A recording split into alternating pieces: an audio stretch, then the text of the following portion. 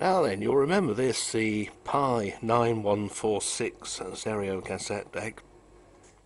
It has a built-in amplifier, and it's really just a Philips N2400 with PYE painted on it and in slightly different colours.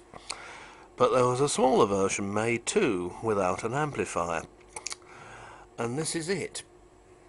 This is the 9145 stereo cassette deck, and this would have been made to be played as part of a hi-fi separate system, or just part of a system employing one of those record players that PYE or Philips made, that had two inputs on the back, one for your radio and one for your tape.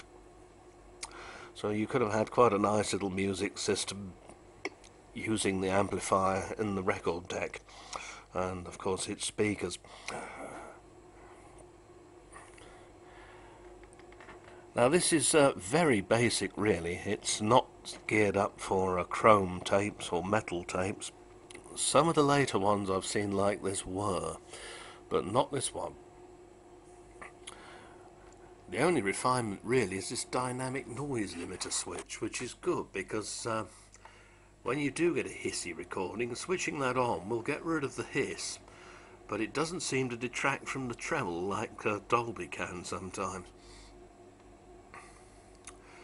The slider control here is for the record level. There is no automatic level on here, and the level is shown on this gauge, which looks very much like the one on the N2400, and even the light below and the switch there, and the whole look of the thing is just, well, there is like as two peas almost, aren't they? Of course, PYE and Philips were tied up for years, and this machine, as a result of that allegiance or alliance, if you like, you've got the usual piano key style controls superimposed on the old mechanisms used in the very first cassettes. Pressing playback pushes the lever down, just like it did on the old EL3300 model. Pressing stop returns it back to where it normally resides, and then fast forward moves it that way, and rewind moves it that way. The only difference with this is, of course, that the buttons lock down once pressed. You used to have to, with the rewind and fast forward on the old ones, keep them pressed one way or the other yourself. The slider control on here is quite ingenious the way they've done it. When you move this, there's a spiral, fluted, cylindrical affair below, which it turns in a rotary manner, and it goes onto a rotary rheostat under here. And the only thing I can think of for them doing it that way, the only reason, was that perhaps they didn't want to get dust getting in there and causing scratchy rheostats and all the annoyance that can bring. So that was a careful bit of thought. There are two 5-pin DIN plugs on the back of here, one for radio and microphone and one for phono,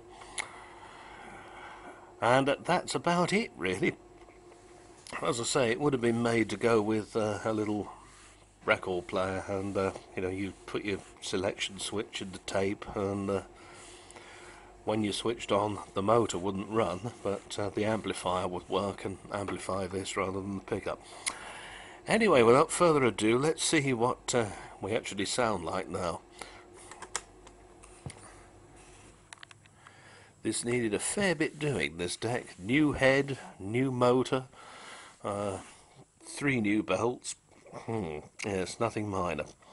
Very unusual the motors go on these, by the way.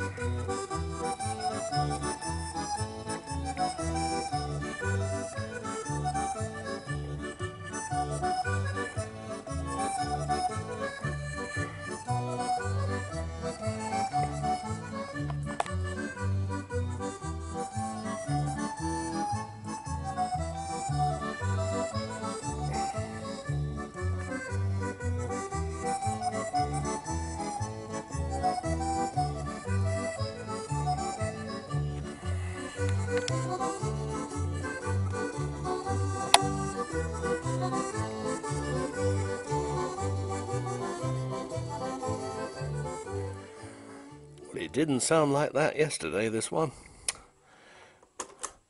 When I tried it, it wouldn't run steadily. And the belts were slack, so I changed those, and it still wouldn't run steadily. And the problem was that the actual motor wasn't running steadily. Now, these aren't made to get into that readily. In fact, they're not made to get into at all. But what I can hear there is a rather nasty rattly bearing. So I expect the brushes are worn out. I've just written that on there so I don't accidentally put it back in the spares box. Now, another thing was that when I first tried this, it sounded very odd indeed. It sounded sort of muffled and flat and not loud enough at all. Very strange indeed. So, had a look at the head thinking that might be dirty. Well, it wasn't only dirty, it was almost worn flat. But it wasn't worn evenly. In any case, it wasn't the original head, or even the right head, and whatever gonzo had put it in had wired the bloody thing up wrong, so it wasn't any surprise to me that that wouldn't work. Anyway, new head, new belts, and a fair amount of TLC later, we have a working machine. The wood on this one, on the sides, was in a bit of a state, so what I've done is put a tiniest bit of 3-in-1 and rub it on there with some kitchen towel. As you can see, it's come up like new. And I could see this one looking jealous, so I did that one as well. Another motor for this wasn't really much of a problem, by the way. There just happened to be one in my shed. I found this as well. This comes from a later machine. I think it was a 2208, very similar to the 2211, but rather plasticky. It's a sort of successor, I think. Now, these were used in cassettes and also record players that ran on batteries, or battery mains, but you did find them in mains-only equipment. There's a motor like this in the Stereo 200 record player from the 80s. So that's definitely worth hanging on to. Anyway, hope you liked another relic from the blast from the past, as it were, and I'll see you again soon. Bye for now.